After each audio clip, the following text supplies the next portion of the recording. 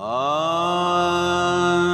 Sarvebhyo Devebhyo Namaha. Om Panchabhuta. When it comes to these aspects of life, terminology is not a question of semantics. When you say, I'm a confused soul, a soul cannot be confused. You are a confused mind. Why is it so important to correct this?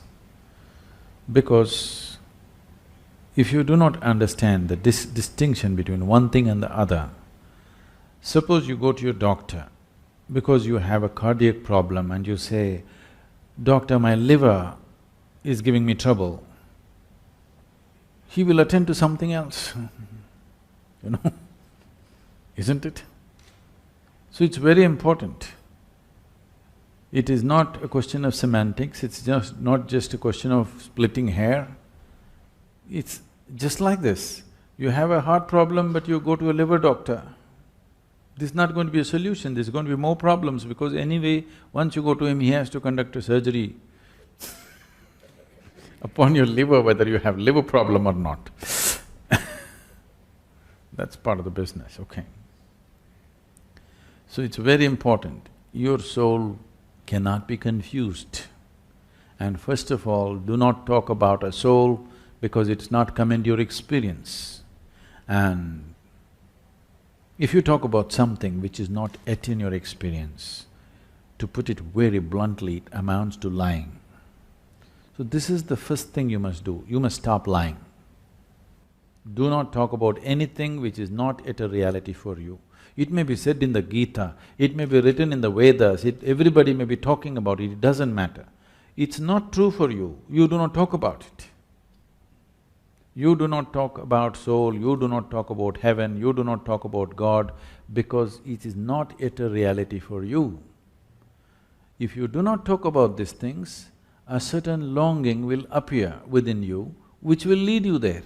If you talk about it, you will satisfy yourself with gossip, the real thing will never happen to you. You will be fulfilled with gossip. Gossip is a very fulfilling thing, you know. Yes. Yes, lot of people avoid reality just by gossiping. Whole lot of people avoid reality just by watching a cinema. Cinema is somebody's gossip, isn't it? Somebody's story. I'm not against it, but I'm saying if you're using it to enhance your life, it's okay. If you're using it to avoid your life, it's a serious problem, isn't it? And a lot of people are using it to avoid life. You know, you don't have to do anything in your life. You go just sit in a dark room, buy a bucket of popcorn. Somebody will love, somebody will fight, somebody will live, somebody will do everything. You just have to eat popcorn and it happens. You can cry, you can laugh and you can come out and it's done. And they tell you when it's ended. These days they don't put the end anymore. You're supposed to figure it's over. There was a time when they would say the end. So just in case you're not getting it, you may sit for the next show. So, do not deceive yourself. This is the least you can do for yourself is do not bullshit yourself. If you do not bullshit others also, your life around you will also improve phenomenally, but that I will leave it to you, okay? That's your decision. But at least with this 1%, be 100% straight, no nonsense. You must do this because this person deserves and you owe it to this. That with this one at least, I don't know in what kind of social and other situations you are, whether you can stop bullshitting to others. If you do that, you can build a phenomenal life around you also. If you can do it around yourself, it's great, you'll build something wonderful. If that is not possible, at least with this one person, do not bullshit this person. At least with this person, 100% straight. So this is simply because There was a time when this culture was a vibrant spiritual atmosphere. From those times, it is a very depleted condition right now. That vibrant spiritual liveliness is gone, but the jargon is still floating around. Wherever you go, people are talking about soul, atma, paramatma, this, that. The jargon is still floating around in common language and common atmospheres, though the fire is gone. Because of this, it is… one way it could have been a positive influence, but it is also a negative influence because you're talking about the highest things in a mundane way, so that all the highest things will just die, just talking about it like gossip. People will discuss Gita on the tea shop, people will nothing wrong with the tea shop, I'm saying not with the necessary focus or the sanctity that it needs.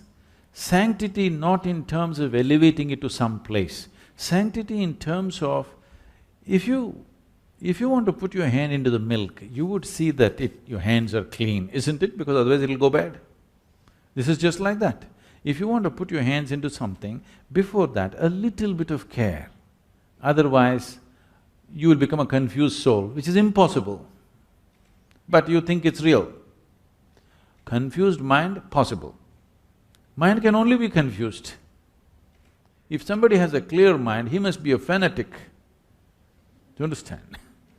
The nature of the mind is confusion. That's its beauty, it's always confused because it can't figure anything. But it can gather everything and mull over it endlessly. This is the nature of your logical mind. Mind is always going to be confused unless you're a single-track idiot or you're a fanatic.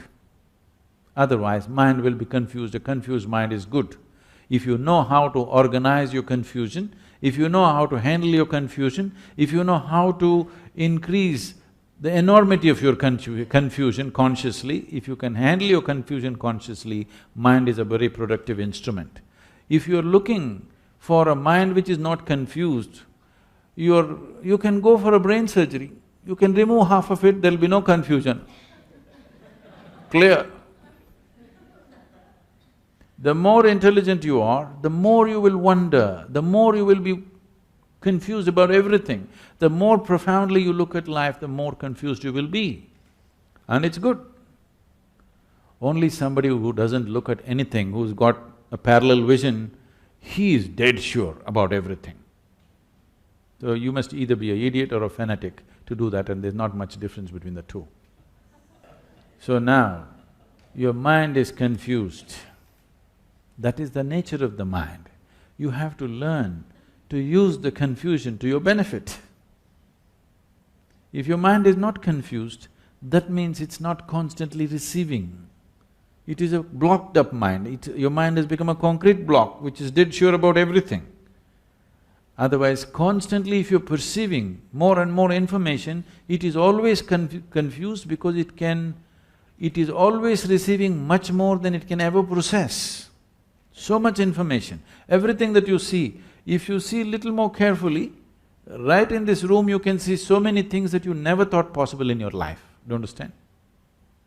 If you observe just one thing, it will happen like this. It is just that people are saying like this and they don't see anything. If they pay enough attention to any one thing, you will see a simple ant can keep your focus on for the rest of your life, it has so much in it. So everything around you, if you pay enough attention, there is so much information, no way can any mind ever process it. Only an unattentive mind thinks it knows everything. An attentive mind is always wondering and confused about every little thing in the universe. And that's the way it should be. You should not suffer your confusion. You must understand if you're constantly confused, that means you have a functioning intelligence. Yes. So, once you have separated your soul and your mind, a non-existent soul in your experience, the mind is receiving too many things from every direction, all the time, endlessly, in wakefulness and sleep. The five senses are always perceiving endlessly. Most people are not alert to it, so their life becomes stagnant and boring. Confusion means there is still a possibility. Conclusion means it's death. So, don't try to conclude and take away the confusion. Confusion is fine. Right now, do not imagine things which are not true. Confusion is because never in the history of humanity anybody ever figured the nature of creation, nature of life in their mind. You can become life and know life. You can never figure life, just understand this. Never ever can you figure life out. But if you become an absolute piece of life, you will know life for what it is. So the only way to know life is to become one. Are you one? Are you a soul? Are you life? Are you life or no? You are. So become that. Right now you are not alive. You are a bundle of thoughts, emotions, ideas, opinions and prejudices. That is more dominant than the life in you, isn't it? Yes or no? Your thought and emotion is occupying more space than the aliveness that you are. So you are not experiencing yourself as a piece of life, you are experiencing yourself as a bundle of thought and emotion and whatever else. This is a wrong perception. Because you're alive, you may think. You understand? Not because you think that you exist. Because you're alive, you may think if you wish. But right now, the thought process has become so compulsive that people think that is more dominant or is predominant to life.